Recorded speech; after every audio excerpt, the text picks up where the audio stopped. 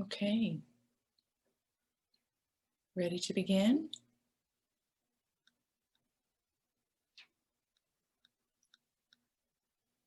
Great. Welcome, everyone. We are excited. Emily and I have come together and invited Tim at the in-between to be a part. So Hope, the Reentry Initiative, and the in-between, all local Longmont nonprofits, have gathered together to really break open what is a pervading issue in our communities. It's been there from the start, it's still there now, and we're meeting even newer challenges with COVID and the socioeconomic challenges before us. So we're really excited to have a conversation that is both insightful and optimistic in the end. I'm going to be inviting each of the panelists to share for an array of questions. But before we begin with the questions we've prepared, I want to let you know that at any time during our panel discussion, you can type a question into the chat box, and we'll collect those questions to answer them starting at 1 p.m. So feel free, if something's fresh on your mind and you want to make sure you ask about it so you don't forget, type it right in there, and Jyoti and I will be gathering them for the end. So let's start by just a short introduction for our panelists today. Emily, would you like to go first? Sure, thank you, Kim, and thank you for partnering with me and bringing this wonderful group of panelists together to share information and start to find solutions to a really important topic. I am the Executive Director of the Reentry Initiative. I've been with the Reentry Initiative for a little over 2 years. Since we've come to Longmont, we have created a Welcome Back Center and Wellness Center for individuals on parole in Longmont, where they can come and receive all the services they need to stay stable in their community. Great, thank you so much. Okay, Joseph. Hi, everyone. Joseph Zanovich, Executive Director of Hope Homeless Outreach, and excited to be here. Most of you know about Hope and our services, providing outreach programming to the streets of Longmont, also sheltering services both day, evening, and overnight, and also our new Safe Lot programming available for those that are living in vehicles. I've been with the organization now for a little over 2 years as well. And yeah, really excited about all the change that's happening and all the services that we are currently providing and looking to provide for the future for Longmont. Joseph, thank you. And Tim, would you like to go?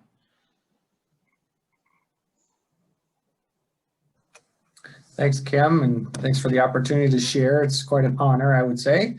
And I guess I'll stray a little bit from, I'm the Executive Director of the In-Between Longmont, yes, and I've been a part of the In-Between for 11 years. I have a passion for affordable housing in general, and as a licensed realtor, I can appreciate a lot of the different angles and considerations as it relates to real estate and housing in general. Personally, I have a affinity and connection to the Latinx community, having lived in Central America for some years, and then also have a wonderful wife who is a Mayan indigenous woman, and together we are raising a couple of beautiful biracial children, and challenged with how to do that with 2 different cultures. And so that also keeps me grounded, I think, and offers another angle that I certainly can appreciate. Thank you, Tim. Thank you. And Renee, what about you? Hi, I'm Renee Eichmeyer. I am Hope's new program, Safe Lot Programs Program Manager. I have been with Hope since the beginning of June, when the Safe Lot opened June 15th. And I'm looking forward to this discussion because the topic hits kind of close to home for me. And so I'm very interested in being a part of helping to make it better, the issue. So. Great, thank you, thank you. That's awesome. Just a note, and I'm taking note of the questions coming in. There are some really good ones there. And as you send more, we do realize that accidentally everybody is Kimberly. as you send the question. So if there is a reason that it's good to know your name, put your name with your question. I am inquisitive, but all right. So how we wanted to set the stage for this is to first break open the title. When you have a really good title that goes into a discussion or a topic or a presentation, it's good to start right there because that's really what we're unpacking. And that's what we're really looking for, to both understand and to create new opportunities from, is this topic. So first I'd like to invite Emily to take the first concept, red lines or redlining. What is redlining? Thank you, Kim. Well, redlining is a term that's historically been used in the real estate market.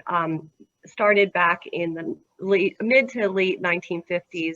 It was a systematic denial of various services from federal governments, local governments, or the private sector that either directly or indirectly selected rising of prices based on demographics of community.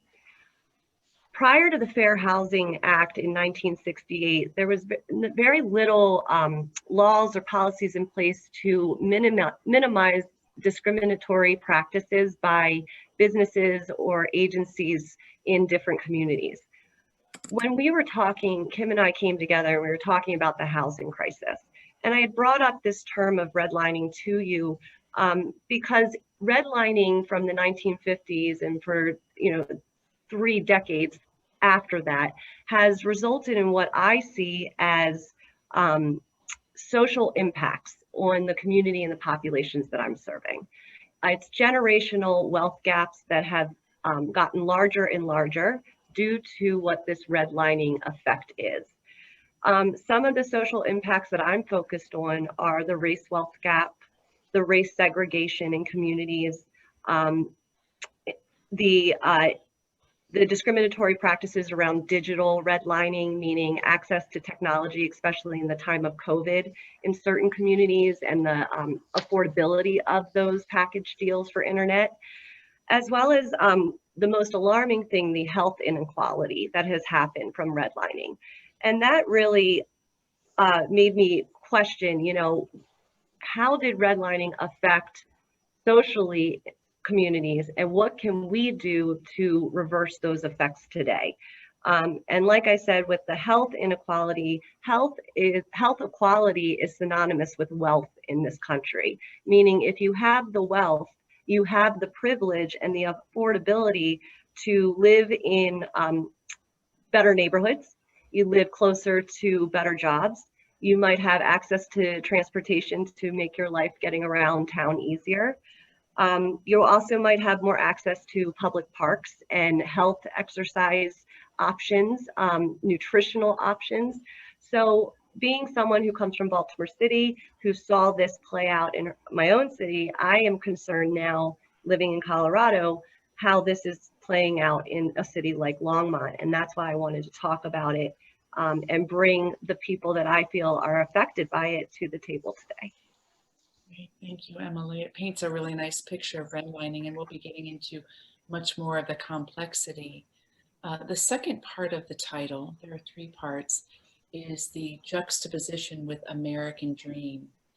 And the very easy understanding of what the American Dream is, because we all have a feeling of that. I hear that phrase used oftentimes, American Dream, or living the dream, or meant to have the dream.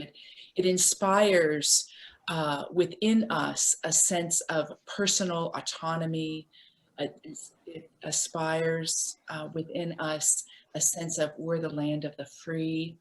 It has an ethos to it that combines a set of ideals that we really see aren't operative when we talk about this topic today around housing. Those ideals are equality for all, equal opportunity, liberty, everyone having the equal set of rights, and all within a system that we call democracy. And this freedom that we're talking about is an opportunity for everyone with very few barriers presented to them to have the chance for prosperity and success and upward social mobility. That's what we're talking about when we talk about the American dream.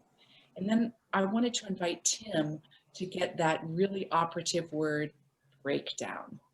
Redlining, we've got American dream, and we've got a breakdown. Tim, how might you speak to the idea of the breakdown of this? Well, to Emily's point, I guess building on that, though redlining has been banned for some decades, the lingering effects are still with us. And if you're fortunate to own a home within a diverse neighborhood, you still probably are likely to not have benefited necessarily from the appreciation of your home as other areas and other communities. And so there's kind of one very real how that can play out, and thus your diminished opportunity for accumulation of wealth and access in general. Beyond that, really home, when we talk about American dream, I think most people, what comes to mind is owning a home, or at least if not owning a home stability. So when you're denied that or don't have easy access to that, then that's really the key ingredient to set you off on a course towards whatever ideal you might want to consider to be the American dream.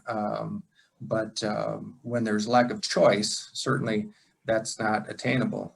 I think another emerging trend nationally is just the general deficit around affordable housing, which again targets people's of communities of color and people of socioeconomic challenges.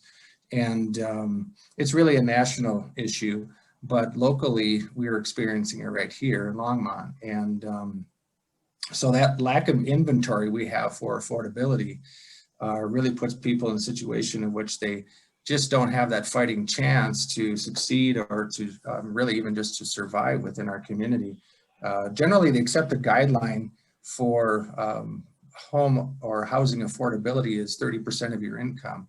Many of our people are expending 50, 60, 70% of their income towards housing and utilities, which is just not sustainable and really puts people on a path towards homelessness or instability. And so, these are a couple of things that are playing out, I think, here within Longmont we're experiencing, but it's not, again, just a Longmont issue, it's really a nationwide trend. And so, again, with keeping on the positive, there are some solutions and some good things of which we can talk about, I think, in subsequent questions, but that's really the reality of which we are still facing, and I think we need to own that. Yeah, thank you for, again, giving such an illustration of the notion of breakdown. And I was really touched by the intimacy of the phrase fighting chance. That's got a lot to it. And what we're talking about is incredibly complex. I think if you're attending, you already know that. And now just even hearing Emily and Tim speak a little bit, you get even more of a practical taste of that. So we wanted to invite Renee. We've all had lived experience of inequality and challenge in our lives in one way or another. But we wanted to invite Renee to share a little bit, since she's Longmont local and has worked with some of the mediation services to have greater opportunity for herself. So Renee, will you share some of your lived experience with us? Yeah, about 6 to 7 years ago, I had a home up in Loveland that I owned out at Carter Lake. I worked for CSU as a programmer. I had 2 cars. I went on business trips out of state. I had, I guess, the American dream. And this homelessness can happen to anyone. If you would have asked me back then, do you think you'll ever be homeless? Of course, I'm going to say no. Why would I? I make good decisions. There's no way. But something unexpected could happen to anyone that starts this downward spiral of bad decision making and situations that cause this. And so mine was a separation from my husband, and that led to me leaving him being temporarily homeless. And then there was substance use, and that leads to not thinking clearly and making even more poor decisions. There was just a number of things that kept me in the homeless situation that I was in. And it turned from being temporarily homeless, living with a friend, to out on the streets homeless. And I continued on that route for 5 years, because once you are at that level, it is near impossible to get out of that, because the time that and effort and mental capacity that you would use to normally troubleshoot and try to find a job or whatever is not spent doing any of those things. It's spent trying to find a place to shower, going to get your showering items from the other place that you left it, trying to get transportation. Your phone is dead. How do I find the bus route? It's just the entire day, and it's taken up by needing to survive, that you don't have any room for anything else. And I think what helped me, it takes one person or a group of people to reach out and actually understand and help that person, and know that everybody deserves a second chance. And that's how I was brought out of the situation, I guess. And so it's not just what's available to people, the resources, but it's the people's way of thinking that has to help that too, because you can get all the help you need, but if you're under the stigma that you're never going to get better, or you're a felon, you don't deserve this, or you have no morals, then you're just going to stay in that hole and not get the opportunity to live a better life. So Thank you for sharing so vulnerably and openly. And as you can see from what everyone shared, we're getting a real taste of the complexity of the problem. Joseph, how might you speak to the complexity of the issue? What might you add to what's already been shared?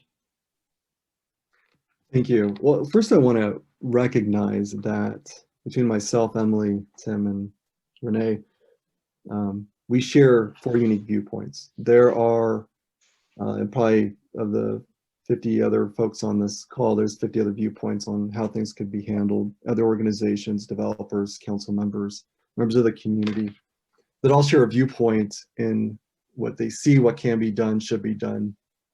And, right, so this discussion is, from some very unique viewpoints on this, obviously may lend itself to further discussions on this. For me, I come from the viewpoint, as Renee, thank you for sharing, when folks experience homelessness, what it's like for them to then get back into the housing system, and how difficult it is for anyone who's experienced homelessness to get back in. For some folks, they may have decent credit. When they started experiencing homelessness, they had a job. And for them, their path getting back into homelessness can be very short. That's not the case for most individuals we serve. For most, ending up in homelessness, credit is one of the first things to go. Then the unfortunate reality, there may be a criminal record, whether it's a minor offense or felony offense. Then other things will happen where most folks are not worried about, oh, I need to keep up these certain levels so that when I get back, when I have the opportunity to get into housing, I can, have an easier time. It's more like, I'm in survival mode. What do I need to do to get through today? Right. So the mentality isn't thinking, I need to do all these steps to get into housing. It's just about survival. And so that's the viewpoint that I see on a daily basis, and the struggles our folks are facing. We've got as many resources as we can. And I like to tell this model of a hands approach, right? When someone loses a home, they need as much support as they can from the bottom up, right? And that support can lend to different aspects, whether it's, a place to stay and have food, resources for the next step, whatever that is, right? We need that. But after this is where we run into so many issues, right? After that there's a lot of organizations that provide basic support. But outside of basic support, it's where we run a lot of issues with housing. And that's arguably one of the most important aspects to this recovery cycle that we need to get folks back into. And I know we'll dive into more of those details later on in this conversation, but that is what I constantly see as the struggle outside of basic support to get into housing. Yeah, thank you. Thank you so much, Joseph. And just to add a little bit with that, because the ethos, I think, of the American dream is so strong, it has the adverse effect of feeling less about yourself. If you're not able as an American to rise into what the American dream means, if you're not able to pull yourself up by your own bootstraps, if you're not able to accomplish certain ideals, there's also a chipping away of the sense of value and purpose and dignity that just, it's inherent because we're made as human beings to have value and purpose. And as that gets chipped away, the mental capacity, the resourcefulness that's inside of a person also gets challenged in that too. And you can feel incredibly, incredibly alone.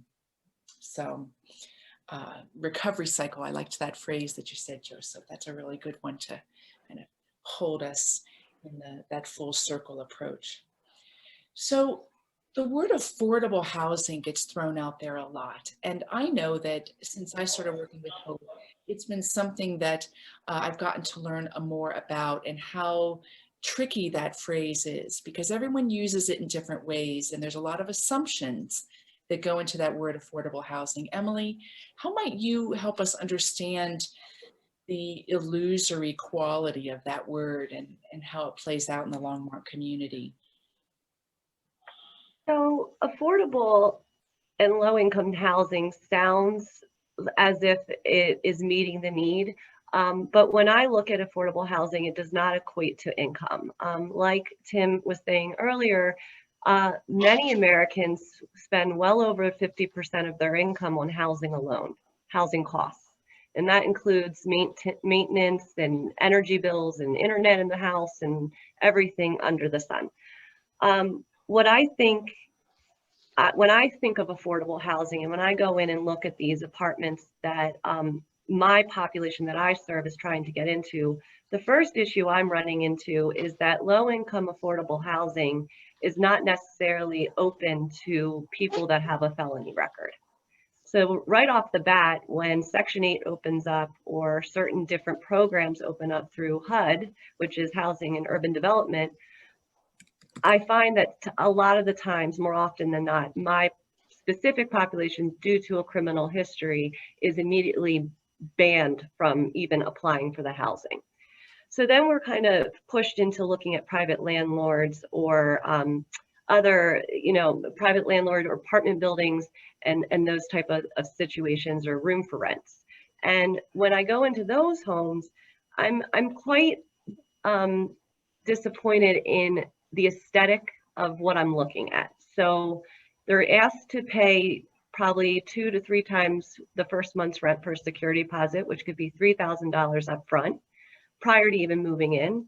And they move into an apartment that's subpar and compared to these pop-up beautiful apartments that look like an IKEA showroom. So right off the bat, when you say affordable to me and I go to look at those affordable apartments, I don't think it's dignified nor even in line with what really is affordable, especially on a minimum wage job.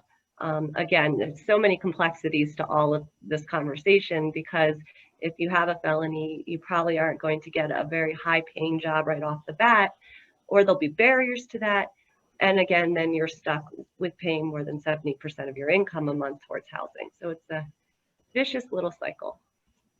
Right, thank you. Thank you for that. And just so you all know that are attending, we really wanted to lay out some of the depth and intricacies of the problem, not to create a sense of powerlessness and leave us feeling defeated, but so that we might really innovate new solutions, which everyone here will be speaking to towards the end.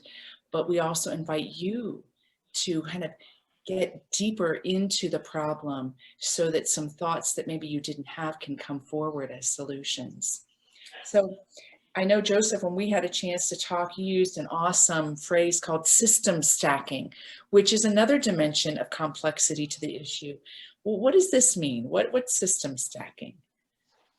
Yeah, I just came up with this term out of frustration. Emily just alluded to a lot of this idea that, you know, the job aspect, right? The variables that affect someone from getting a well-paying job, which, you know, which previously were affected by, you know, something that happened with either homelessness or something that happened, which leads us track of from credit scores to criminal record. It affects their wage, their job history, and then their rental history, right? So you have all these historical aspects of someone's life that end up stacking against them over and over and over again. And it makes it practically impossible for someone within, you know, a couple years to be able to dig themselves out. You know, for someone that has resources, there's bankruptcy, right? And you know, they can file bankruptcy, but still go out and, you know, get another loan, or they can do other things under a legal aspect because there's resources to do it. If you don't have those resources to declare bankruptcy and file some legal protection, you're stuck, right? We see this time and time again where the higher end, I mean, Emily, you hit it on the head, right? They're paying double, triple times the amount of deposit because you know, someone looks at their credit score, the rental history as unfavorable, and they're like, well, this person, in a way, it's a threat to someone that's a homeowner, that's a landlord. I work with a local organization who's a big supporter of what we do. And I talk to them, and I've had in-depth conversations with him. He operates a lot of housing here in Longmont for landlords, and he says it's frustrating because there's a fair variable when someone comes to rent their property and they look at the history that's in front of them. They're going to take someone with a much better credit score, you know, not high as a criminal history, all these other factors weigh again. So folks are constantly being pushed to the back of these lists, right? And so we talk about this as the supply aspect. We already know that's a given, right? We need more supply. So you have these variables stacking against folks that, you know, don't have everything maybe perfectly aligned, that someone who doesn't have credit history, hasn't experienced homelessness, you know, because if someone who's just out of college, you know, making $15 an hour, you know, no criminal record, you know, walks into an apartment complex, they're going to get the apartment over someone who has a history, who has things in their history that are unfavorable. It happens time and time again. And so the cycle continues over, and the search will continue for months until, you know, usually it's a private landlord that will come through and say, hey, I'm willing to give you a chance, or a referral from someone like Tim or Emily or myself that says, hey, can you please just give this person a shot? Because we've seen, you know, them really try, and, you know, we're giving them a referral or reference. You know, but so that's the frustration that I constantly see. And then, you know, we talk about all the positives. I mean, we need to be in the house, like all of us need to be in the housing business at the end of this, right? But, and why I want to, obviously I love to talk about the positive aspects of what we can do, but the frustration right here that I just want to, you know, relay is, yes, that system stacking is present, and every single day we see it. Yeah, thank you, Joseph. And I think what's been a recurring theme among what everyone shared is this sense that we have a culture that is an unforgiving culture. We have a culture that once somebody has a narrative that's part of their history line, that they can be limited and defined by that for the rest of their lives. And if everything around you limits you and defines you by that, it takes a valiant spirit to say, no, I'm something more than that. No. And there are other complexities that come into that too, because oftentimes not everybody is the type of personality that thrives in our kind of society. That there can be a trauma that exists, that's going to exist to the end of that person's life. It doesn't make them useless or lacking to deserve to have a home, but they may have an enduring set of challenges that aren't simply going to go away. There's also the qualities of knowing that there are other cultures that operate in a very different way than we do. And they're more natural for a different set of personalities, right? Work ethic comes into that. What it means to be a success comes into that. There's a full range of other barriers that are set in place just because of the systems and ideals that we have in place. And as we were all talking, we were preparing for this panel, we wanted halfway through to break through to what's some light, because these three organizations are only three of numerous human service organizations in Longmont who were inspired by recognizing a need, right? There was one person or a handful of people that saw a need, that identified it so clearly that they could say, I can meet that need. I can do this one step, this one action that in my community will make a difference. But as the three of these organizations gathered, there was something that was also a unified experience, and that is that there seems to be something in the human person that has a will to live, that it recurs over and over again, that whether it's buried under trauma, whether it's there, present, and able to be acted on 100%, that there is a will to live, that there is an essence within us as human beings that gives us a place to start, a hopeful place to start. And Renee, I wanted to ask if you might speak to that, because you made the difference between a will to live and a will to live better. So that even builds on that essential quality of the will to live. How might you shed some light on that difference between those two qualities? I was fortunate enough to know how to live another way. Like I said, I had a house. I had the choice of what I was going to cook for dinner tonight, not was I going to have dinner tonight. I had those choices, and I knew that. So my hope, I guess, was different. Mine wasn't just a will to survive. It was, I had another hope that was that I could get back to my prior life, that I could be less stressed or have different stresses, or I could have a car, I could do fun things instead of always having to try to figure something out. A lot of people don't have that. They've been doing this their whole lives. They've come from a family where they've always had to finagle things or hustle things to get what they need. Their hope doesn't look like, oh, I hope someday I can have a house, a car, and a yard to mow. Their hope is not that. Their hope is, oh, I hope I don't have to steal something tomorrow to get what I, to get my food or to get a coat. That's their hope. And so it's a lot, there's different levels of hope, and it comes from what you're used to. And so I feel like if a lot of people were given just a taste of what it feels like to actually have freedom instead of, and I say that when you're homeless, you think that you're doing that because like the people that prefer homelessness, they say that they're free. They don't have to report to anyone. They don't have to go to a job. They don't have to, they can do what they want, but that's not true. They do have to report to someone. They have to figure things out to try to survive. Real freedom is when you get to decide what choices you're given. And I guess that's what helped me to get out of the situation I was into, is knowing that it doesn't have to be that way. I can actually be truly free. Thank you. Well spoken. That leads into, we have a slew of possible solutions and contributions, but that leads into, Tim, what you said, and that's creating what you said, supporting components, the retooling and relearning. How could this be part of a solution to this enduring problem? So the in-between of Longmont is, in its 26 years of existence, essentially has the same model it has all along, which is it starts with housing. And so you can, throw out terms like housing first or what have you. A lot of these different things have taken root over the years to give it a name. But it starts with getting housed. Once you have that, then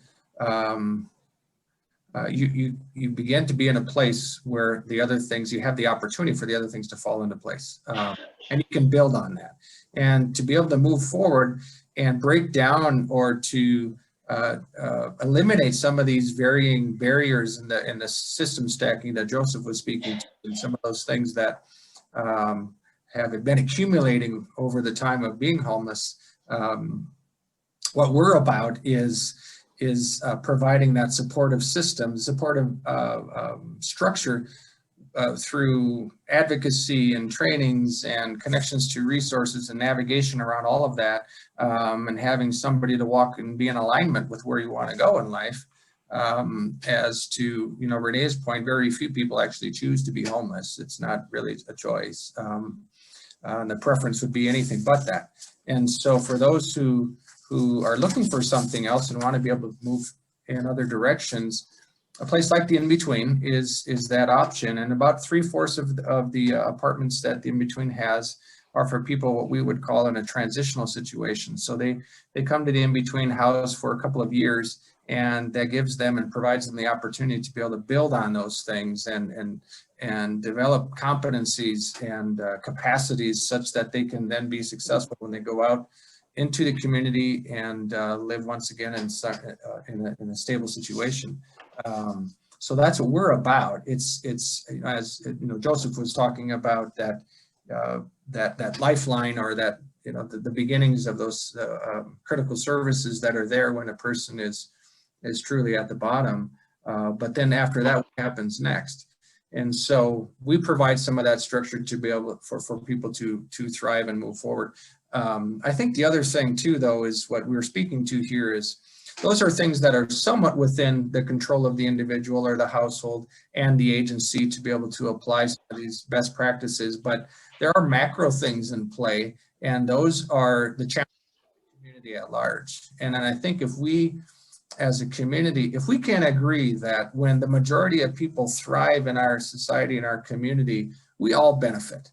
And it makes sense for us to consider those that may not be in the same place as we all are, or be fortunate to have what we may have. And recognizing that, I think that's the general philosophy. We can agree to start there, then we understand that what's missing, what do we need to do? Is it additional inventory? Is it inclusionary zoning like the city has put in place in 2018 to provide that structure so that there's going to be some process to be able to pursue more affordable housing and more development in that way. And those are steps in the right direction. And so on the bigger, livable wage is another thing to throw out there. When we can support a livable wage, people have the opportunity again to increase their income and therefore maybe afford a place that is adequate. So if we can get behind efforts, I think that's what we should be about and need to be about, because really ultimately it makes sense. We all benefit from that. And quite frankly, it's a lot more expensive not to do that. And supporting a crisis and a sheltering situation is far more expensive than putting our resources in these other ways that can be more proactive. So again, those are just a few things, but the In-Between is we're fortunate to have a system that works fairly well in providing some support for those families and individuals to move forward, hopefully then, to that next and better step. Thank you. That speaks to it. And all three agencies, along with other human service agencies in Longmont, if you wanted a starting point, get intimate with the agencies themselves, because all three of these here offer a breadth of services and are looking at it from all angles and providing the personnel and the resources to assist in that retooling, relearning, and that walking with mediation, that it would be nice to have the larger community take on full force. But to that, then Emily, one of the solutions she mentioned was investment. What a rich word that word is, investment. So would you like to speak to that, what that means on a practical level? Absolutely. So investment to me can come in lots of different ways, but when you're investing in your community or investing in a human being, I'm thinking about, gainful wages or employment where you have advanced career options. So, it's no longer appropriate to hire someone just for shift work to be a body. I really believe that employers have an opportunity, especially when they're in power, to advance their staff and continue to invest in them in different certifications, and thusly that will affect your business and enhance what you're serving. So things like that, like if you can start a managerial process, if you're in a retail business where you're helping individuals that only have a high school diploma, invest in them to get some certifications, and then they can manage your business.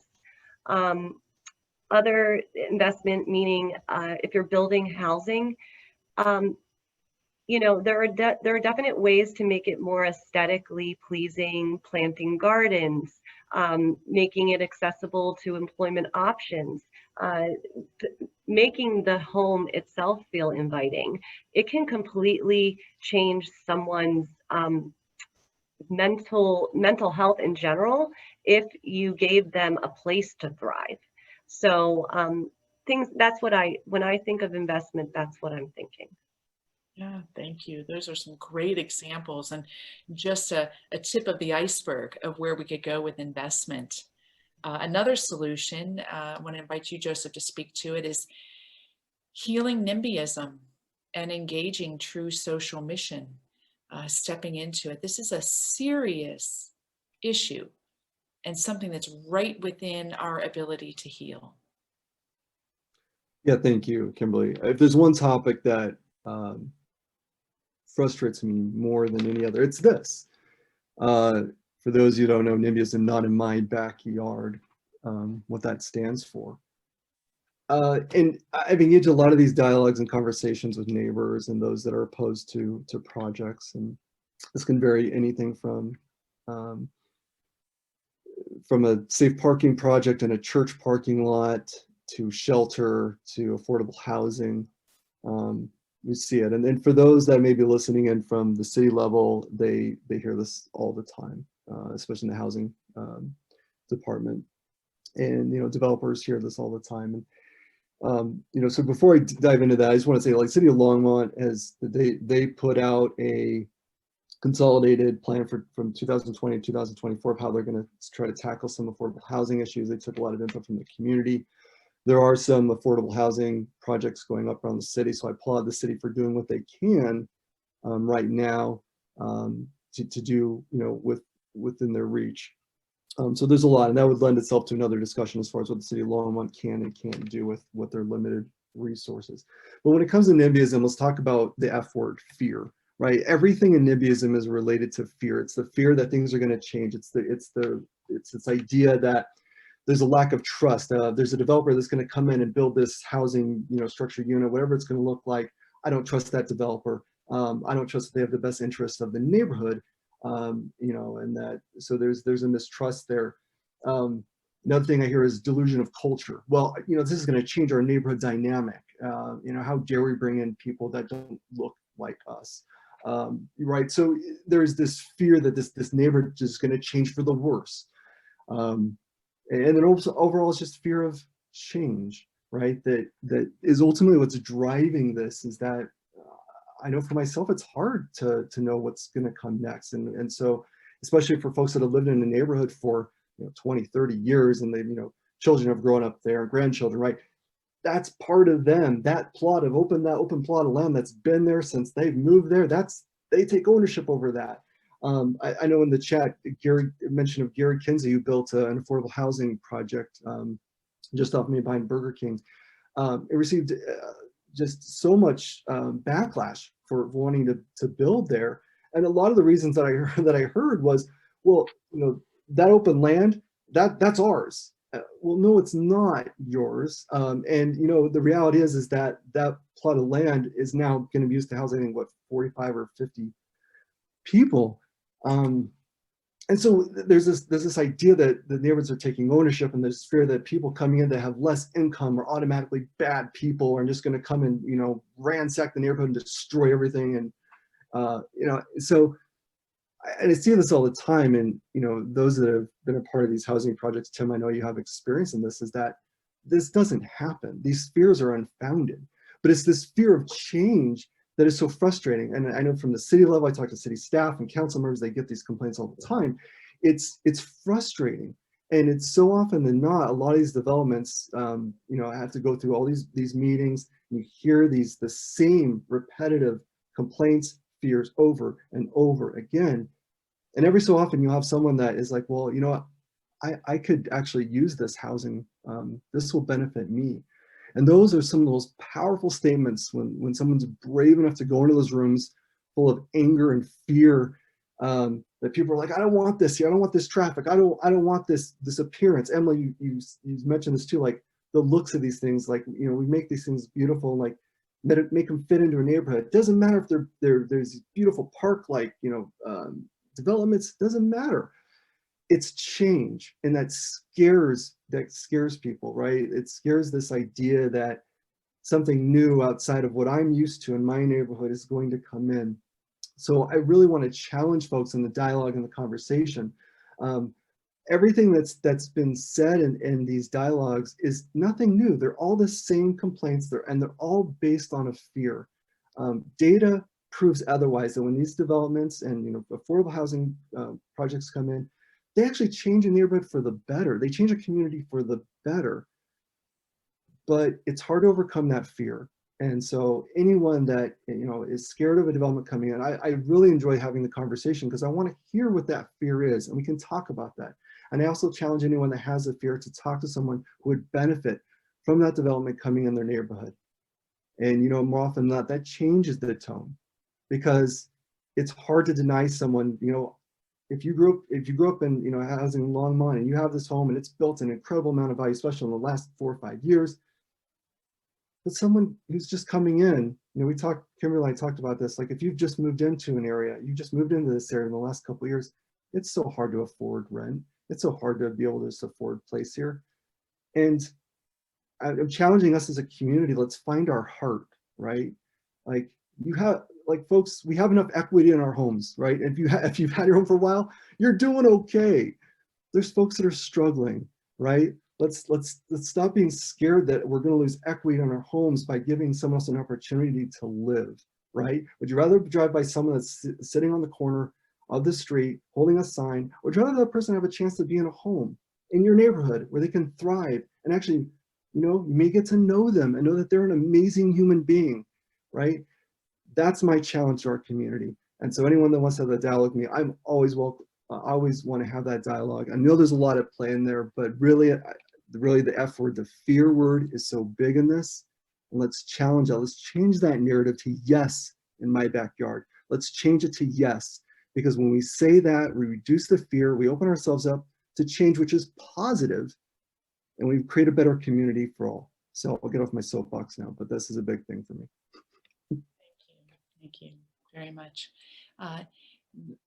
In addition to that challenge with NIMBYism, it butts against the notion that we have that our land is our land personally. If I've made my money and I bought my house and I have my yard, this is my creation, and I want my creation to look and have the experience that I want. And losing sight of the fact that as human beings, we actually realize our fullest potential. We realize our greatest happiness in interdependence. No one is ever an island. And I think that NIMBYism also butts up against the intention in America that we can have home ownership, the beauty and the freedom of having an ownership of our experience, a carving out of our experience, the freedom to create the life we want. But with that, then we put walls around that life we want and say, you can come into my fort, but not you. And so I think there are other things at play there that challenge us on a deep human level that have to heal and have to change in order for us to create a society where all thrive. So thank you, Joseph.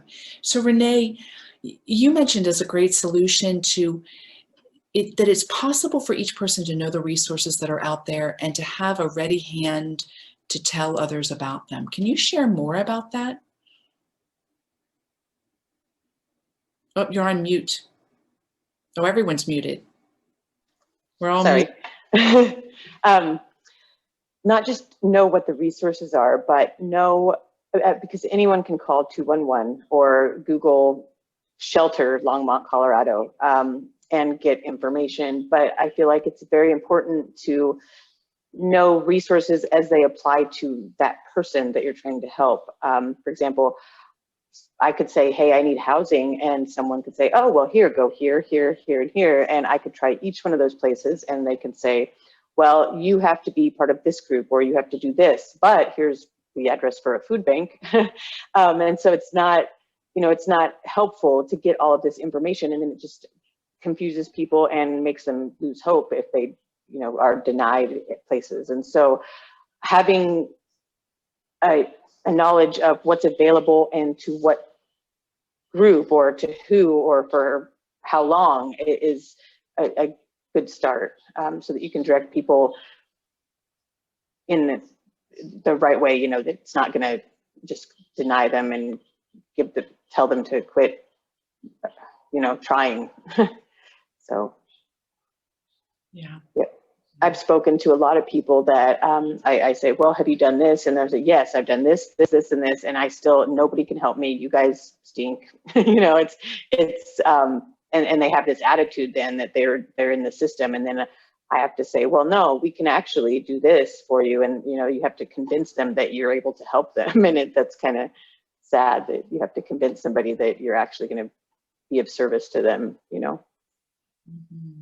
Yeah, thank you. Thank you very much.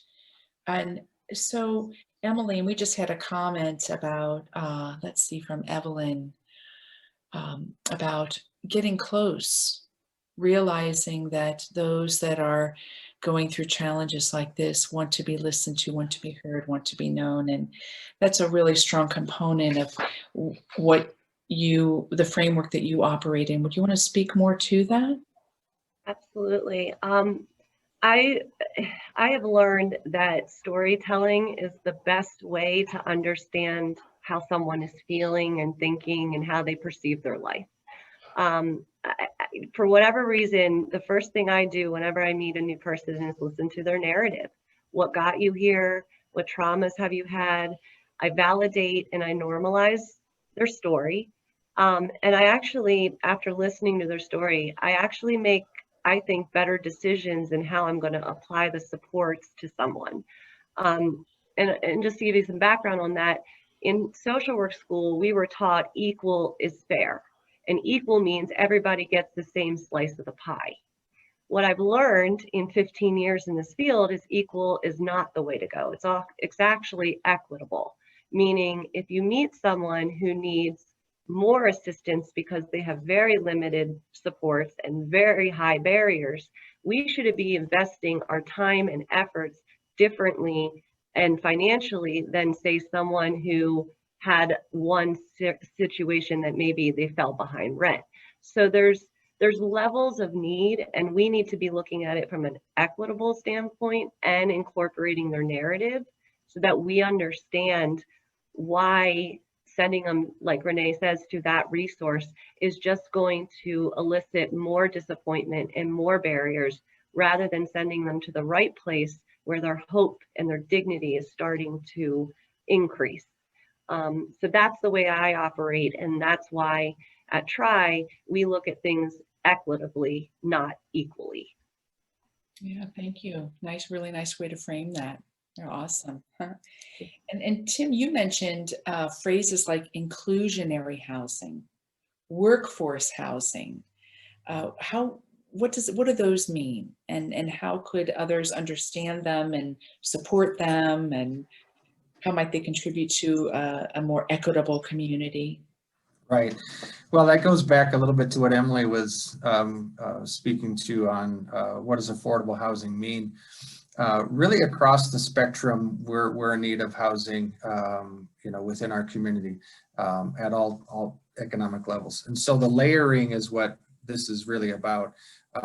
Yes, we need more low income. When I speak to low income in our realm, as it also relates to reentry initiative and folks going through the HOPE services, those are generally considered people of 30% area median income and below. So the quite low or very low income, as is classified often through HUD. But even still, that workforce the workforce housing is in a shortage as well, and that's generally considered 50 to 80% of area median income. That's a lot of the folks that might be, those that work for the Boulder County Hub or teachers or what have you, and professionals, and that is lacking as well. And so when we talk about the NIMBYism or in your backyard kinds of things, or any resistance to those, we're really talking about taking away opportunities from some people who might just be regular working folks, and that just doesn't make sense at all. It doesn't really at any level, but particularly if we are doing things such that it inhibits those who are employed within our city limits and are people checking out our groceries, or maybe they're our insurance agent, or what have you, pick the profession. If those folks don't have access to adequate housing, then they're going to look elsewhere outside of our community, and I don't think that's the kind of community we want to be about. So so again, it goes back to the intention or the understanding of affordable housing, and the inclusionary zoning. Circling back to that. And I know we have some city folks on in this conversation in the background as well. I could certainly speak to this with much more authority than I could, but the general understanding is that we want to have by 2035, I believe, 12% of our new development to be considered affordable. But that also means home ownership. So single family homes in that 80 to 120% AMI range. What can we do to impact that and increase development there? And so, there's the carrot or the stick option sometimes that's involved with these decisions on the city level. I applaud the city. I think it's done a lot of good things and really has a good understanding of where we're at. And but the city is not in the business of building housing. It's and the city is us. When we talk about the city, keeping that in mind, we are the city, and so we're tasked with creative solutions. But just as these complexities are varied around homelessness and where a person may be at, and Renee shares her story, we have people of all different backgrounds and circumstances, and thus the solutions also need to be creative and very diverse as well. So it's going to need all of those different spectrums and continuums of housing. Some people, yes, may be homeowners, and an avenue like Habitat for Humanity that was actually thrown out there in a chat. Habitat's part of our continuum, part of our supportive services of these agencies that are represented here. But still would require a certain amount of income. And so for home ownership of any kind, even a subsidized situation like a Habitat house. So, but all of these should be explored. All of these should be supported.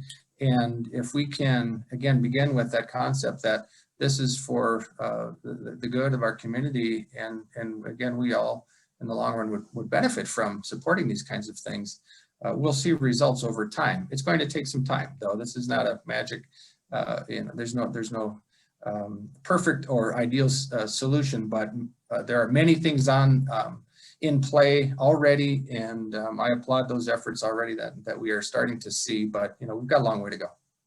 Yeah, thank you. Thank you. That's awesome. We've got two more solutions to lay out there. One has to do with policy, and the other goes deeper into creating options for affordable housing. But I'm noticing that some of our questions also draw in a little bit more depth to those two answers. So I'm going to call on Emily and Joseph in just a second to speak to those, but we're at the 1 o'clock mark, which we said we'd open it to questions. So let's bring that into the question realm, and you can speak to policy and housing. I'd like to just take this really short intermission to say one of the solutions, one of the ways that you can really support this issue is to support the nonprofits right before you. donating, volunteering your time, bringing your skills and gifts, because we're actually part of the solution. Everyone here is able to speak to it so eloquently because we're being a part of the solution, and we're willingly, as human beings and as organizations, plunging ourselves into the messiness of it, knowing that there aren't pat solutions, that everything is tailored and everything is a response to what's before us. But there are some fundamental things that we can do and offer to help be part of the solution. The dream, and this came up in our panelist meeting, would be that there would no longer be a need for our organizations. The community would be this kind of human service agency itself, where our organizations would just be kind of absorbed into the larger community. That would be the awesome solution. But until then, we'll work towards it. So you can take a look at any of the websites. We have hopeforlongmont.org, the reentryinitiative.org, the inbetween.org. So all three of those websites, you have ways to give. Today's Giving Tuesday, which is a national giving day. And next Tuesday is Colorado Gives Day, which is a statewide giving day. And Colorado gives kickbacks. You can even schedule a donation today, and then on Colorado Gives Day, it will count towards the organizations.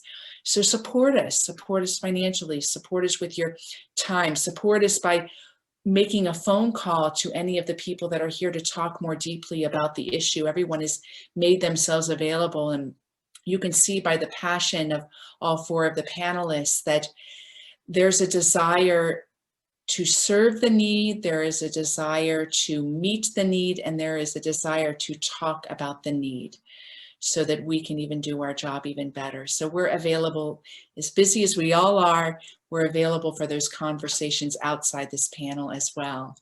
So let's jump in. So one of the solutions that Joseph mentioned was creating attainable housing options. And, you know, there's a slew of questions in the chat box that are noting, what about commercial complexes? Can these be converted into housing? Can there be new contracts or regulations or support systems in place so that builders can contract with the city to build attractive housing options for those in need? You know, there was a bigger range of possibilities there, and there was the acknowledgement that even though many aren't homeless, many cannot afford homes. I know Evelyn in the chat box mentioned, you know, she's lived here for quite a number of years and can't afford a home like many of us. I know I count myself in that contingency. So Joseph, how might you speak to that, creating affordable housing and some of these practical questions that are coming up in our chat box? Yeah, no, I appreciate some of the questions. I can't afford a home here in Longmont, and I'm the executive director of Hope. I currently rent a home for my family, and so, you know, it does hit home to me as well, being a part of this community. There's some great dialogue. I would love to actually have a discussion with some of the council members, city staff, some developers, and those who own commercial real estate. I think, you know, we talk about creative solutions. There's clearly a lot of openings on the commercial real estate side that are going to be happening and probably will be for a little while because of what landscape of you know, what's happening, and you know, business is changing. And so, you know, I believe Joan Peck, Councilwoman Peck, put a comment in the box that there's it makes more sense for a commercial building to remain empty from a tax break side than it does to try to convert it into something else. You know, maybe we should look at that, right? And from a city standpoint, from what can we do to really enhance those that own property and buildings to you know, push more towards affordable housing? If commercial real estate is not where it's going to be at, well, what can we do? Let's think creative. I'm all about thinking creative solutions. Solutions are right in front of us all the time, you know. And I'm a big believer in making communities that are beautiful, fit within existing communities, you know, whether it be tiny homes, I know council was looking at lowering the size. I know there's a minimum size requirement on homes, and Polly and Joan, forgive me if I mess up the size on this, but I know that was a discussion that's taken place. But lowering the minimum size of a home, we don't, homes can be a varying size for many different folks. Let's look at some variables like that in our community. And land is a big deal, right? Land is a big deal around here. I know that we are big on open space between here and Boulder and Boulder County. We take pride in these open space areas that Boulder County is, but maybe we can also take some pride in using some space for affordable housing. I mean, there's not a lot of land in the city proper, but Boulder County owns a lot, right? There's politics there. So there are some great ideas out there. And I know for one that there's a lot of politics and red tape that, when we have these great ideas, but let's not stop those ideas. And even in the chat, there's some great ideas coming about that we can look at. It's going to take some more folks besides us on this panel to get them through. But it starts with those ideas. Let's start with those ideas. Let's put them out there, from a council level to business owners level. And let's start there, because anything more than what we're doing is going to help. All right, we need to continue this process of building more. And I just want to bring up real quick, I know RVs has been a big issue, right? And the council just passed an ordinance. But part of the RV debate, though, that was so intriguing a lot of folks was the aspect of affordable housing, and folks did not have a place to go with their RVs, right? Because they were very limited on income. And a lot of folks living in RVs had a small amount of income. They did not have the ability to move into housing. So RVs was their homes. And I'm not going to go into a big debate on right or wrong in this, but this was part of this discussion, right? And it needs to be addressed because, folks are living in RVs, that is their home right now. Now they're going to have to move as of the end of the year. But if we have more opportunities of housing, there could be a different dialogue with the RV topic. So yeah, there's a lot there. I am excited from a positive standpoint that the ideas are there. I know we can work together as a community. There's a lot of great minds in this community. We can come up with some great solutions to really make Longmont, to continue to be an incredible place to live. Yeah, thank you, Joseph.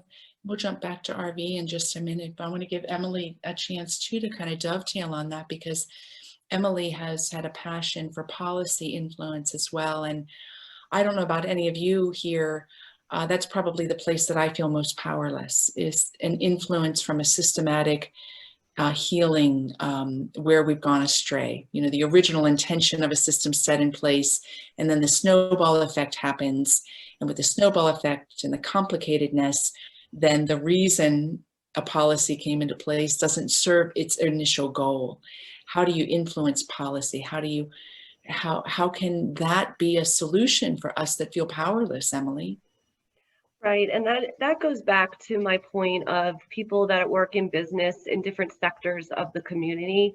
If you're in a power position or just employee of an organization, I encourage you to go back to your policies that you have for your services, making sure to look through them and making sure they're not discriminatory, making sure that they're equitable. Adding in, getting your council people involved, starting locally, is definitely one way to address policy issues. But policy isn't the only thing. And I just saw a chat about LHOT.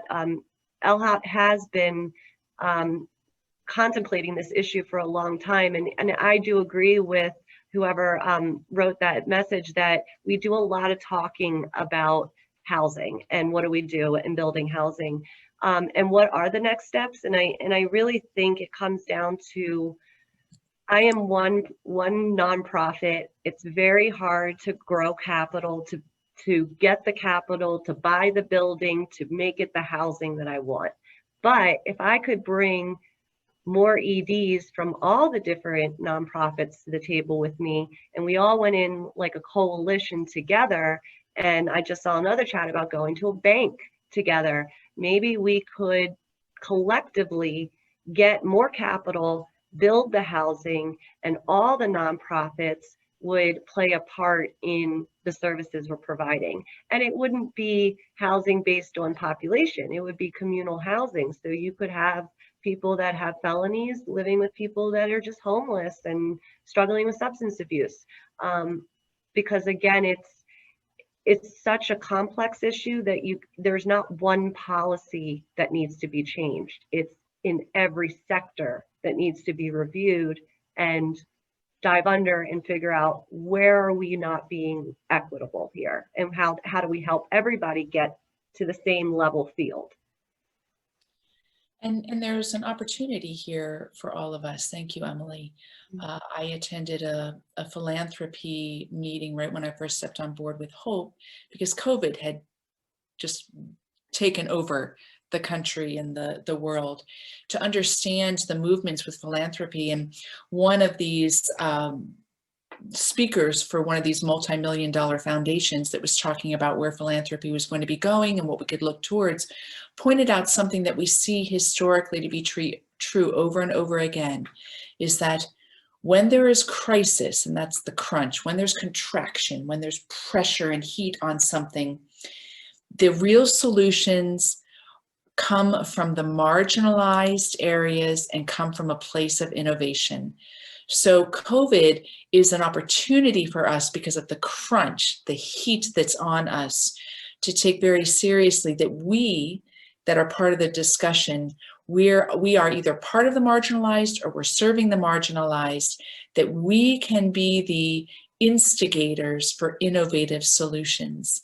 So the ideas that are coming up in the chat box, what Emily's saying, what everyone's saying, we're well poised. It's a reason to actually have hope, because statistically and historically, we're in a position of strength. And Renee, do you have anything you'd like to add right now to the discussion? I know you haven't had a chance to chime in with all your expertise in the last couple of minutes. Oh, you're muted. Sorry. So it was mentioned about the coalitions to work with mortgage companies and other people to actually create something, or a partnership. I feel like doing this with landlords or housing complexes would also be a benefit, creating some sort of partnership or MOU with certain landlords that we can go to, hey, we have a new client that needs housed, here's the situation, and they say, okay, or they come to us and say, hey, we have an opening at this spot, do you have anybody that would fit? And I think that would be a good option as well. Great, thank you, thank you. What about you, Tim? Would you like to add something into this? Yeah, I guess I hadn't volunteered before that. The in-betweens had a little bit of experience in actually developing property. Recently, we built 6 permanent rental units in a collaborative effort with the United Church of Christ.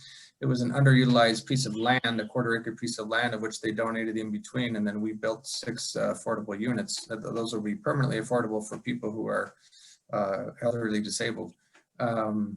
Also, we added a 6th building earlier this year, mid-year, to increase our capacity to offer more transitional housing. And so we purchased a 10-unit apartment complex. And at that same time, we're considering a build in collaboration. And behind the scenes, we have our creative juices always flowing and thinking about this and solutions. And so Dave Emerson, the Executive Director of Habitat for Humanity, along with the In-Between, and we mentioned Gary Kinsey, who's actually the 3 of us put in an offer on a piece of land to hopefully develop something that would be rentals as well as the opportunity for home ownership with some townhomes. We didn't get the bid on the particular property, so that didn't go through.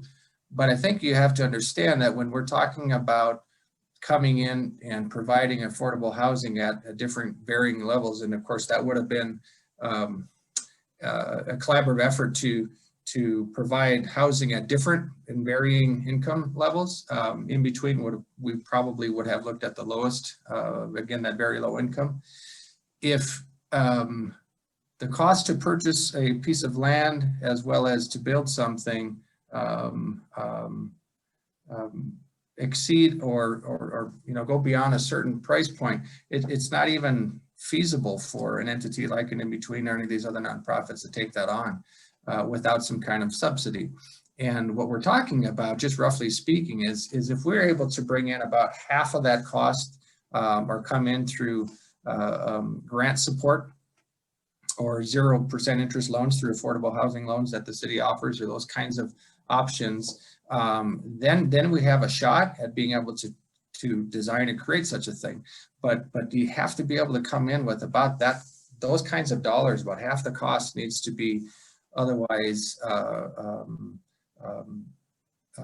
essentially banked through other affordable means like grants or low interest loans, because you understand then that the rents that might be collected if you're creating a rental situation, or the mortgages are going to be at such a level that you can't pay that, you wouldn't be able to sustain that second or third mortgage you might be taking on that piece of land. And so all of these factors come into play, and I just, again, speaking to the complexity of it, and it's not to say that there's not desire to do that, but it requires those kinds of dollars that a city or a state of Colorado Department of Housing, those types of things can provide to support those types of efforts. Longmont Housing Authority has been doing significant development over the past years and has added some inventory, particularly again for people who are seniors and disabled folks. There are efforts being made to that end, but it takes money, ultimately it comes down to that. And it takes a significant amount of money to develop a piece of property, particularly with today's construction costs. So it's a city has a place in this, but again, they provide the infrastructure for us to be able to do this. But the desire and the creative and the innovative thoughts are those that we can share together. And, when we had, again, the United Church of Christ just came forward and said, we have a piece of land we're considering doing something with, and housing seems to be a critical need in the community.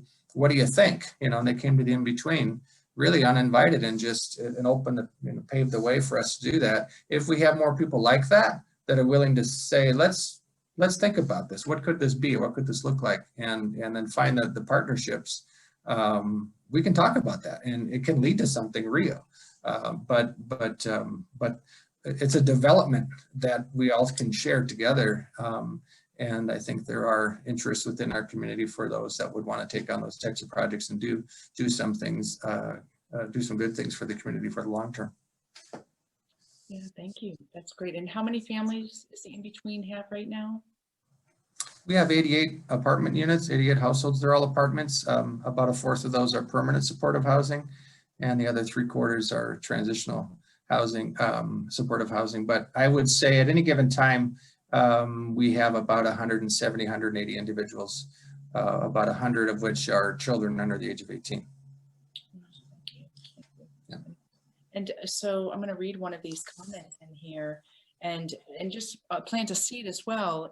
What's being put out there over and over again is the more we talk about it, the more we will tend to collaborate. So even if you walk forward from this discussion, making a commitment that you're actually going to talk about this a little more, talk about it with somebody that you don't normally talk to about this kind of a thing, then somebody who maybe owns a lot of land who never even thought about it might say, I could give a little bit of that land.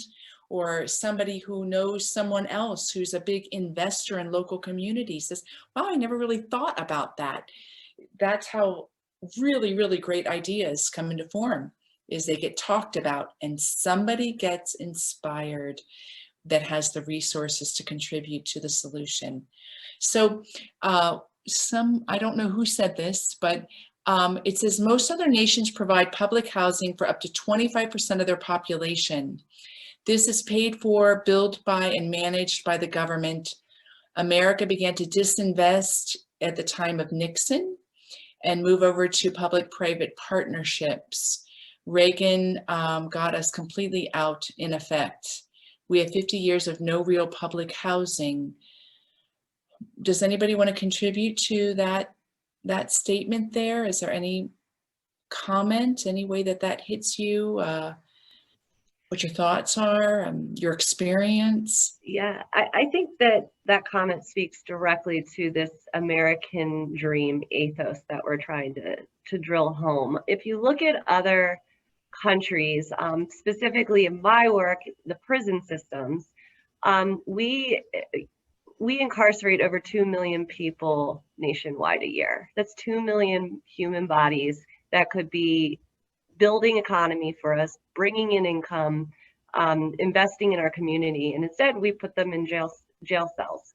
So, and when you look at, for instance, Sweden or Norway or other countries, those countries are looking at prison time as rehabilitative time to invest in our people, to help them through their challenges and come back out to give back to their community. So speaking to that, I do think that's where policy comes in. That's where, if you're in a position and you can go from the local level to the statewide to the federal level, explaining how the lack of investment from the years before is now affecting the communities that we live in today. And I just want to say, I myself am an ED, and I rent as well. I cannot afford a home. Yet I was born and raised with this idea that I'm going to go to school, I'm going to go to college, I'm going to have a car, I'm going to have a house, a dog, and a husband. And that's not the reality, even for someone like myself. And I would say that I was born with privilege. So again, it's so complex. And I do appreciate that comment, because we do need to take a cue from other countries that do it a little bit better. Yeah, thank you. Thank you. Maybe we even need to take it further and look towards redefining what we call American dream. Absolutely. That it fit who and what we really are when we talk about the word freedom, what we really want to aspire to, what that means. So Joseph, were you going to add something in on that comment? Did I see you go off mute? Yeah, no, I mean, this is a big deal for me, where I know a lot of times, and for those council members still on this webinar, I know we put a lot of blame on government for not doing enough or doing this or that. At the end of the day, it's we. Tim made this mention. We are the city of Longmont, right? We as a collective have a lot of power. There's a comment where Joan just put that they're working on the Costco, and there'll be some affordable housing. Like, get involved, right? Get involved, make your voice heard. We can do this from a private public collaborative, but it's going to take a lot of voices speaking up on need and overpowering interests that want to put things above affordable housing. And so I really truly believe that we can come together as nonprofit organizations, come together as community organizations, and restructure our thinking around this issue. We can do a lot of good. And instead of waiting for a government bailout or for anything of that nature, there's a lot of resources here. We've talked about some of them. We've brought them up. If we can tap into those, right? The biggest resource is sitting right here with the brain power, and there's a lot of brilliant ideas. Those brilliant ideas will then turn into real collaborative efforts. There's land out there that either can be donated, like in between, like Tim mentioned, there are churches out there with excess land, right? Let's do something about that. I see a lot of church parking lots that are sitting empty right now, especially. There's a lot of businesses that can maybe get tax breaks if they donate property to nonprofits like ours. Let's start thinking outside the box. And you know what? Little by little, we can start making systematic change. It's not going to change overnight. We know that, right? And the idea is that, Emily, Tim, and I are out of jobs, and, we can go build widgets in a factory or something. But we get to that point by small change, little by little. And that's my challenge. And I keep thinking that from a hope perspective. And I know, Tim and Emily, you all deal with this too in your organizations. Like, we can't change everything overnight, but what can we do today? And that will lead to change tomorrow. Right. So that's a big thing for me. It's there, instead of blaming, let's shift into what we can do. Right. There are a lot of decisions that have been poorly made in the past, but we can make greater decisions now to affect the future. And that's the way I look at it. Yeah, and there's something when a solution really takes off and is attractive to a body of people, it's infectious. I mean, think of the fad things that happen. You know, I'm not into fads, but you know, one thing will come out that's attractive to the psyche in some way, and all of a sudden, 1 million of them are sold, or 5 billion of them are sold. You know, one attractive solution will be infectious in a community. And hearkening back to Emily's emphasis on creating an experience that's dignified when we talk about homing, creating an environment that is attractive sensibly, cares for the whole person. What happens, I found this, I was working a few years back in Denmark and in Vienna for a little bit of time. And in both of those communities, there was a very high emphasis on forms of community housing that everyone participated in, whether they made a lot of money or not a lot of money. It wasn't income driven, it was more community, social driven. And these ways they lived were so attractive. I mean, I wanted to live in those communities. The ways that they had very limited recycling happening because of how you could get food and use your containers, and it was made really super easy. But it was very aesthetically pleasing, and it was simple, and it was cheaper, and there was greater human engagement among the broader demographic of people, regardless of their background. And for me, having that experience made me want it for myself, which I don't really find that so much in America. We don't have those kind of community living situations. But I'm a big believer too, that if we start with a small step like that and have 1 or 2 things in Longmont that are incredibly attractive, what will happen is others then will want, oh, I think I could build something like that, or participate in helping build something like that. And then what happens, you end up having a community slowly change its and repurpose its buildings, its lands, and its intentions. So I think that too is an easy solution that can be applied.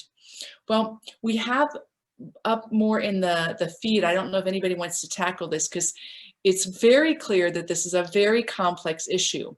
But we did have one question. Can you name the biggest systemic barrier to obtaining housing in Boulder County? What would it be? Could you, like, does anybody want to take a stab? And it's okay if we have to float that one by. I appreciate the question very much. It's nice to kind of hone in to see if it could be named, but it seems to me like it's too complex to hit one on the head. What would you all say?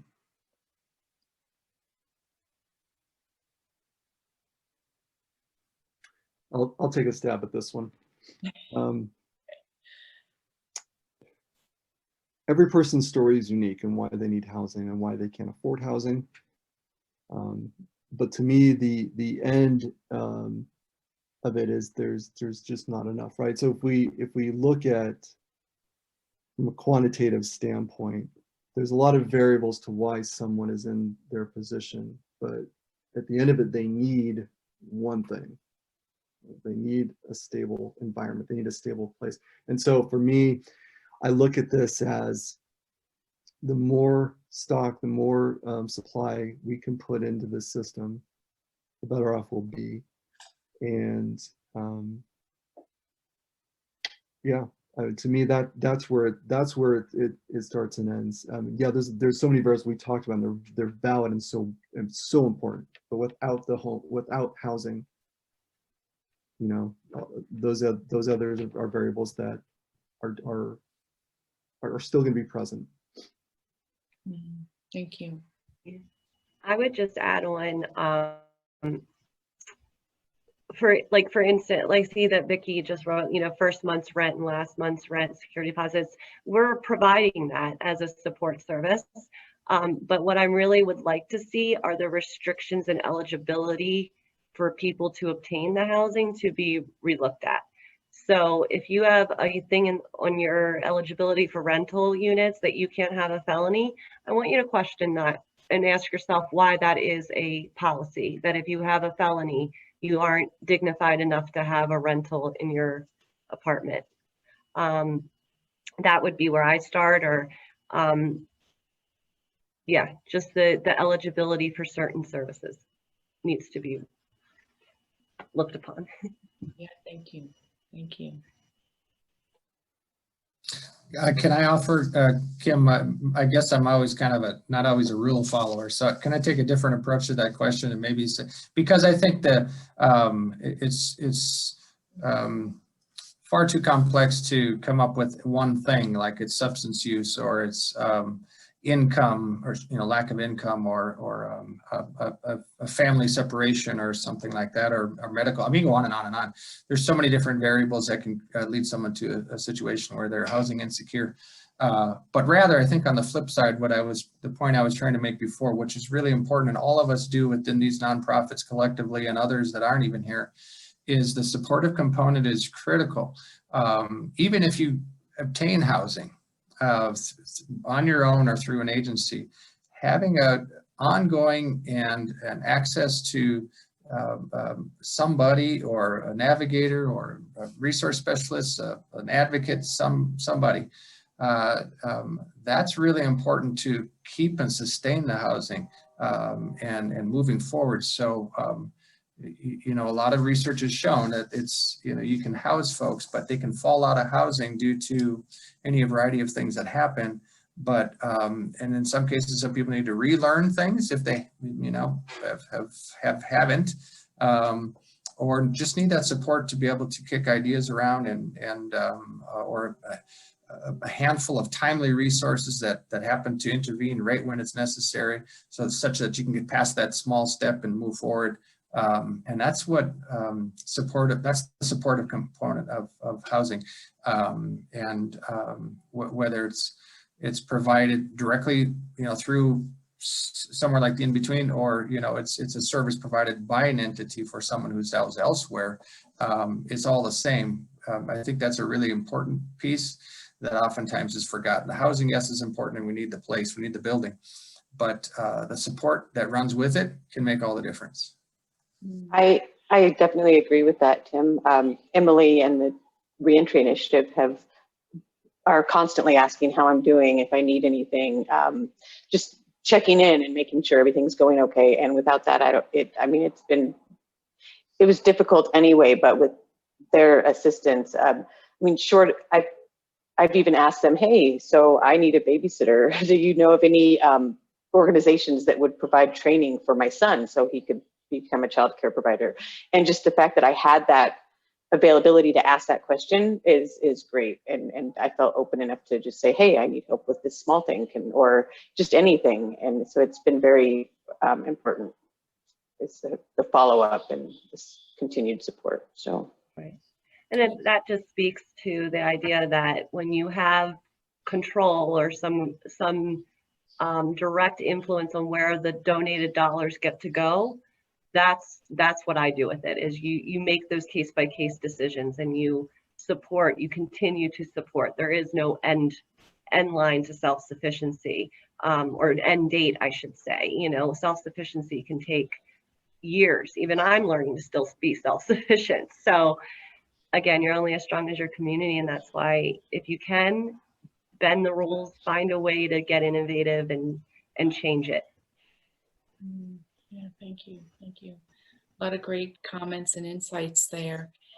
Early on, and I know Joseph used the word RV in that, but it came up as a question because we know it is an issue in our community, and laws have changed recently.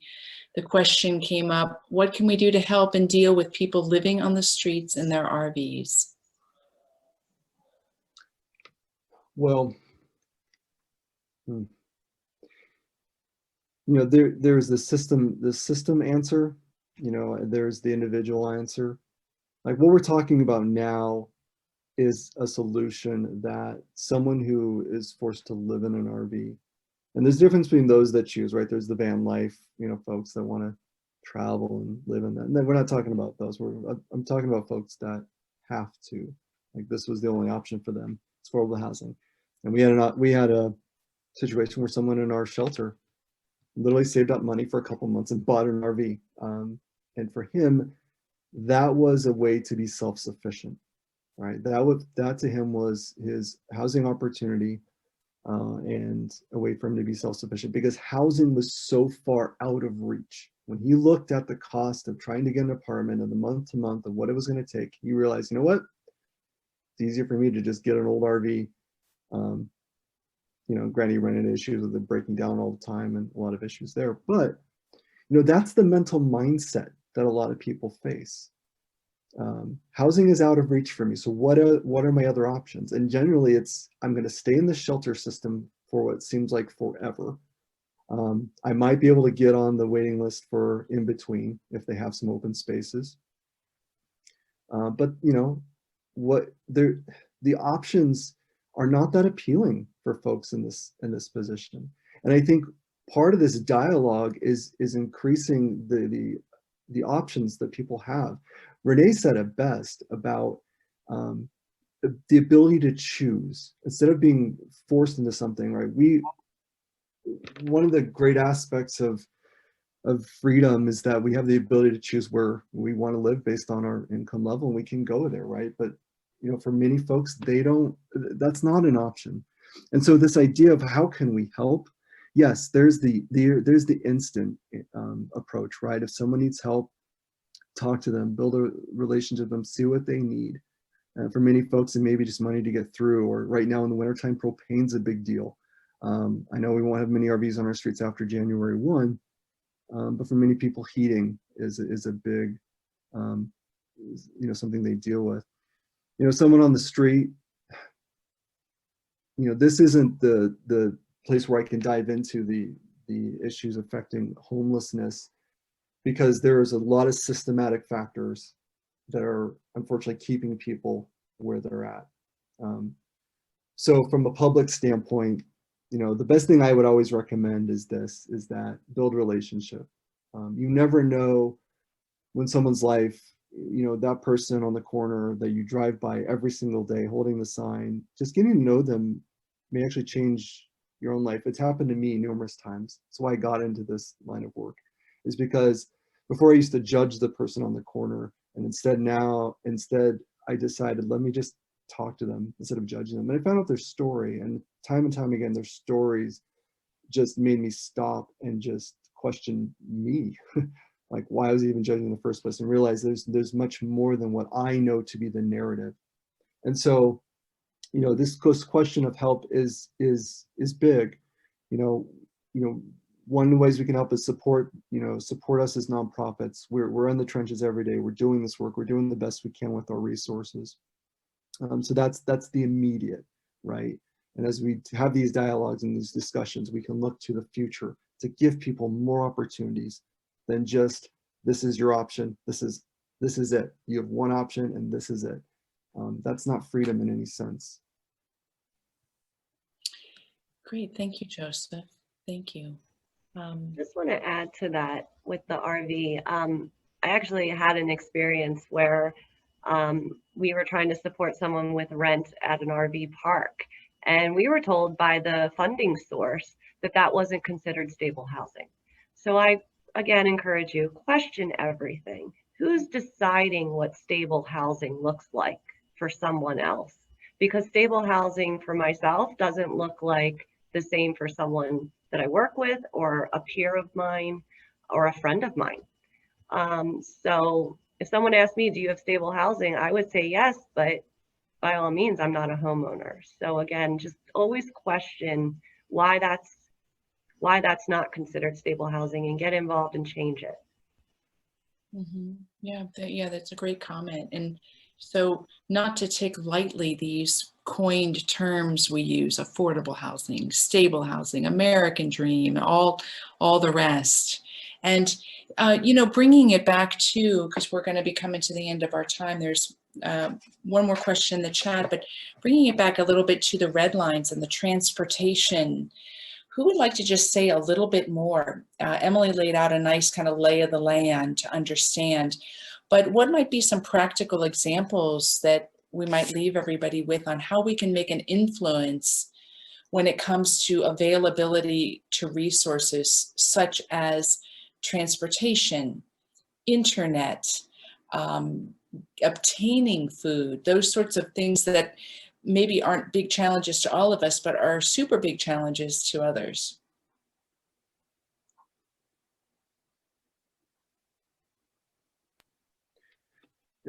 I like to say, the city of Longmont has done a pretty good job. I mean, with their Next Light service, they started a program for those that could qualify, can get reduced cost internet. The city does have a web of services for families, and I know the school system works together. And this is really where the city network, does a good job of providing basic needs. I mean, we have a free bus system, for crying out loud. I mean, that's incredible. What municipality our size has that, where you can get on the bus for free? You're out anywhere in the city of Longmont. So there are some pretty amazing resources from a city level, and I applaud the city of Longmont for the forward thinking in that regard.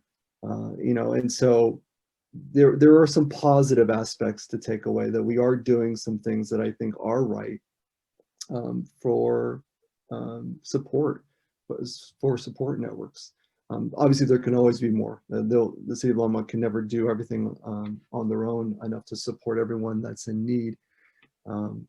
But I will say I am impressed from a system support level, especially with COVID. I've seen the St. Vrain School District, the transportation system really all come together as a big support pool for those that need it. We mentioned rental assistance. I mean, I was reading the Arts Center, they'll probably give out close to $1 million in rental assistance this year, just shows the need, right? So there are some support systems in place to hopefully help keep people in. I know the city of Longmont even has reduced utilities for those that qualify. So I'll instead of stating more of a need, I will say that I will applaud that there are some things in place that have been beneficial to folks. Yeah, thank you. Thank you. I think even one of the little ways, because I know when we were chatting and Tim, you brought up about internet, we were talking a bit about internet. When we make a post as an organization, your organizations are the same.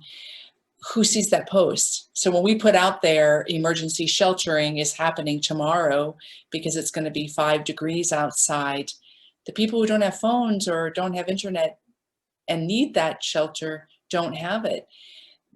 If you have a phone that you're not using anymore, instead of selling it on Amazon, you could give it to someone, because even if you can't afford a phone plan, you can tap into Wi-Fi in so many places and have access to some form of communication. There are little things like that that could be done. What might be some ways that we could bring a little bit more availability on the technology end? Or how might any of you speak to that? Because that reinforces discrimination and inequality. Well, what I found in my population is that when they've been away in prison for quite some time, they're behind with technology. So they don't really know how to operate in our world. So one thing we do is we teach technology basic skills. And we get donated phones and we set them up with minutes, and we apply for government assisted phones. So we'll do anything creatively in order to minimize the discriminatory issues that are happening, or the challenges happening, and then re-entering into their community. Yeah, thank you. I guess I'm going to piggyback on what Joseph, you were saying as well, in that we have a fairly robust network of supports around technology, around transportation in the city of Longmont. That's really really quite remarkable. So I think that's to be celebrated. It's just one quick thing, when we ran into at the in-between, as school systems transition to more of an online learning situation right now with COVID-19 being what it is, right away we look to our residents, those with families with kids, and we're curious, do they have reliable internet access? If the kids are meant to log on and have to do schoolwork that way, is that even practical? Is it possible? But lo and behold, then there were resources in the community as we dug a little deeper. Next Light was one of those, but also this St. Vrain School District was giving out hotspots to families that qualified, and so we were able to outfit really most of our families that had kiddos with those types of services that were available to the community. So, if there's something, it's not to say we're checking off boxes, but this would be one of those things where I think we can say there's always more and different we can do, but this is a strength, I think, of the in-between around some of these things that we're talking about right here. Housing maybe isn't one of those, but again, we're on the road, and knowledge is power, and so knowing what we know, we can work towards solutions. But we do have a lot of great things to celebrate within this city of Longmont to that end. To add to Kimberly's comment about people, we have groups that say, hey, the shelter's open tonight, but if you don't have a phone or you don't have a way to access that information, you don't know. If there were some kind of, I guess, virtual care packet that could be given out to people, like you leave prison, you get the $100 gift card, and you get this care package of like a bundled up group of, I guess, Facebook groups or Twitter conversations to log on to, and that would kind of be a solution to that. So people would know, oh, if I join this group and this group, I'll always know about everything related to homelessness in Longmont, or I will know how to get shoes, or I think that's a good, and that wouldn't be expensive to put together either. It would just be time consuming, gathering all of the resources into one nice package. So, sorry. Care. Right, and to take that serious, we focus so much on meeting the physical needs, and that is absolutely necessary, but recognize within that there are lots of virtual needs as well to allow somebody to kind of really be a part of the community around them. So as somebody asked if they could quantify what our need is, that Boulder County, the Everyone Counts survey said there are 700 homeless in Boulder County. 25% of the homeless needs are in Longmont. There was an estimate that maybe 3,200 units we need, that we're short of meeting needs. So that's a big disparity between 175 units, 3,200 units. Can we give any numbers that might say what could help solve the problem if all of a sudden somebody with a lot of land and money stepped forward and said, I'll build all the units? I need housing for people with felony records and sex offenders. Yeah, thank you. And I start with 50. Mm-hmm. Yeah, exactly, Emily. You know what? It is hard to quantify this. One of the things that does make this difficult is that, Longmont last year was named the top boomtown in the country. And we have people moving here with, very little resources, and so, and then that's a positive for our community, right? We want to be known as a great place to live, and we have jobs and we have a lot of resources for folks. But, if we just if we were just place a line, where we are in the current population, like the point in time count, is well underrepresented. We figured it's probably about 1,000 people just in Boulder County that are experiencing homelessness. And then you got to take into effect the poverty level of folks, where there's many folks on the brink, paycheck to paycheck. COVID has shown us this, that many will be, on the brink without homes very soon, or there'll be issues there. So, that number, I don't know. And I think the best way to answer that is, let's just keep building, because we aren't going to reach that capacity level anytime soon. All right, thank you. Thank you. And one comment we had, and then we're going to need to wrap it up. 2 hours went quick, and lots of great reflections and solutions out there. Is that up in the beginning? Oh, Tim, did you want to say something before I was just going to offer that the 3,200 units shortage is an old number now. We're actually making strides. The city of Longmont has this information posted on its website as to inclusionary zoning and some of the gains that are now being made. But at the time when the study was done, I think it was like 2015, I might be off a year or two, but those were numbers I think related to then. as to the shortage or speaking to the housing need. But it's you know, it's not likely that we're going to build our way out of this. So it's not just about building, you know, it's also about different ways of doing things. And to Emily's point, you know, considering the eligibility criteria, different things, you know, maybe need to be looked at as well. So those are not people being left out of the picture based on criteria that they simply can't meet.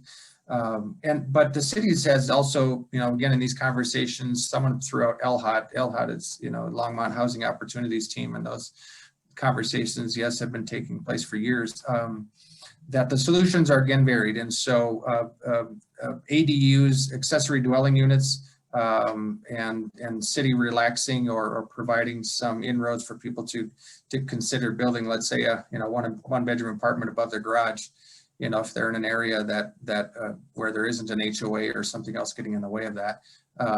But that's exploring these types of, you know, different ways of approaching the lack of inventory, not just, you know, building buildings. That's the most expensive way to get there, but it has to happen too. That's, you know, but to complement it, you know, there are other things, and ADUs is again one of those pieces. You know, people rent out rooms within their homes. All of those things are you know, part of the broader solution. Thank you. Also to add on to that is more of a suggestion than a question posed earlier on by Richard Jordan, is just the thought of teaming up with other movements that are going on nationally. And he's mentioning Mary's Place in Seattle that receives a lot of support. And they have an Hour of Code event from December 7th through the 13th, sponsored by Amazon. So the question was, could our homeless people be served by participating in it? Would they participate? Could they? And it might be a unique partner to contact. So a little bit more of a suggestion to the three organizations here. But if anybody'd like to make a comment on that before we do some closing remarks, let me know. It's a great idea. And to bear in mind that, you know, just like anything that we're contributing, a lot of times we're being seen statewide and nationally for contributions that we make. So we too can partner with and learn from other places, especially with technology and globalization, you know, shortening the distance between us. But would anybody like to comment on Mary's Place before we do some closing remarks? Okay, great. Well, I'd like to really thank everyone for participating. We are just thrilled that you signed up for this conversation, in your contributions in the chat box, in your willingness to open your mind and your heart to be on the listening end to the experts that we have here. And I say that word experts, knowing that you now see that as well. You know, it's one thing to serve the people that we serve. It's another thing to bring the level of passion and devotion of mind and heart and soul that these four people do to what we're doing and what we're contributing around housing. So this should give you a little taste of the three organizations as well. And know that your trust is not ill-founded in the funding and the support that you offer to HOPE, to the Reentry Initiative, to the In-Between. You have amazing people right here serving on the front lines on all the different levels. So I thank each one of you for your contributions, and want to invite you, if you'd like, to take 60 seconds with any closing remarks you'd like to offer before we close out. I just want to thank Kim for coming to me and bringing up this opportunity, and thank the panelists that decided to join us. It's been very encouraging for me to continue forward with our mission. And I feel like from our next steps, I would like to connect with some of our participants today who can and are able. I'd like to continue the conversation, put some action steps together, and start researching ways that we can collectively come together and support some more housing. Feel free to reach out.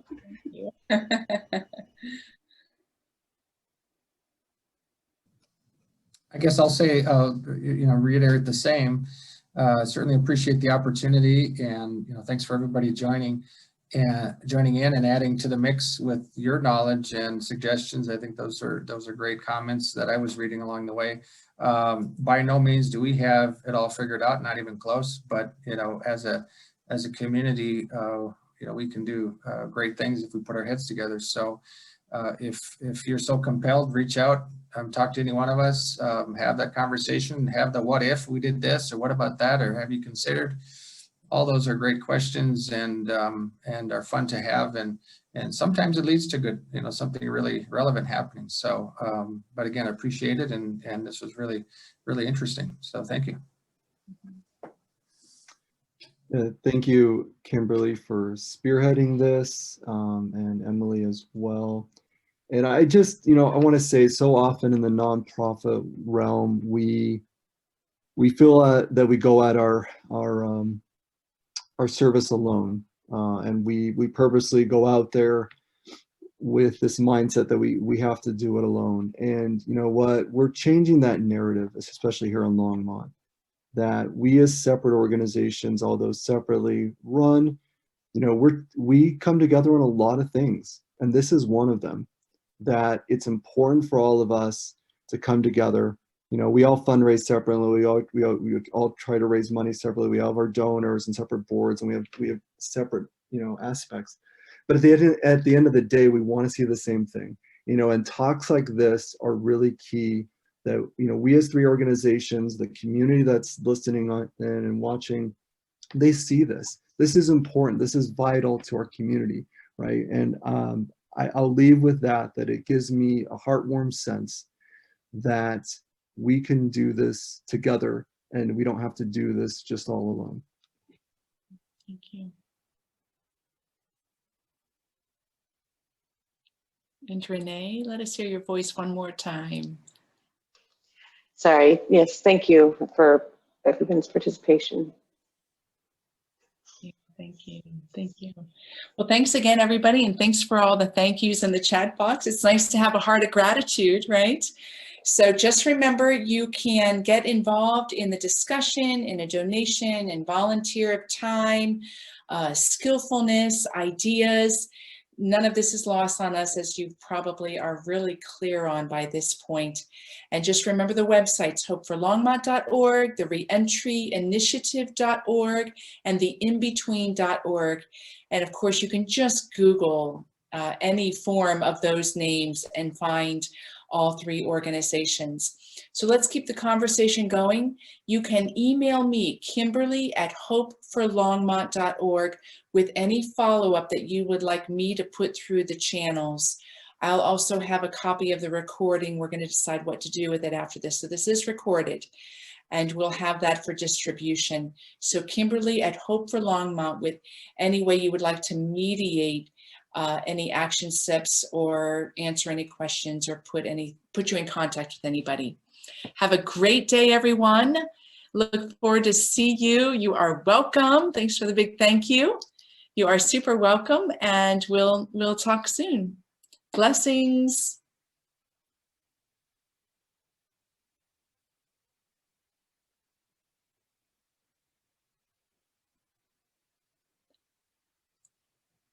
I'm not sure if we can did we let everybody go and then we're still on, or? Thanks, guys. Hey, thanks, Renee. Have a good day. You too. How's the pie coming along, Kimberly? I am going to bring it in tomorrow. Yes. Okay. Desk. Thank you. Talk to you guys later. Bye. That was great. I have a group right now. Do you want to connect Yeah. later? Is that okay? I got it. Yeah, totally. I've got a grant to finish myself, so let's digest a little bit. I thought it went great, but yeah, let's just reach out via text. Totally. Thanks. Thank you so much. Bye.